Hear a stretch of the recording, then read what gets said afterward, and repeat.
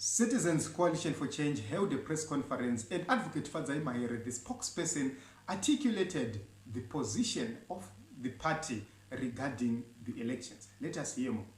ZANU-PF would not invest so much infrastructure, energy and resources into the electoral process if voting didn't work.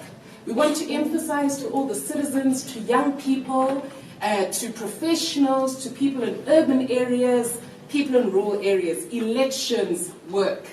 And if there's ever been a need for Zimbabweans to come together, it's now, because our change depends on it. We cannot afford a further 5 years of the same. We are winning by elections. We are. And that's something that I'm sure Mr. Makone is profoundly aware of. The citizens are aware of it. But I want to emphasize that we're winning despite the odds.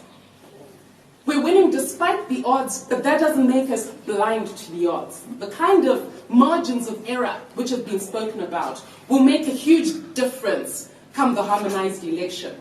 So the fact that we are winning elections is not going to stop us from demanding electoral reforms. Those electoral reforms are necessary. And if anything, the by-election process for us, the reason we are participating is because they're a dry run to see the efficacy, the readiness of ZEC, to test whether they pass the integrity test, the constitutionality test, the transparency test. And as the dossier that we submitted indicates, they're failing on a number of fronts. Citizens themselves will have gone to polling stations during the by-elections and found their names not there. You'll see a husband, their name is in the voters' roll, and yet the wife is being posted somewhere else.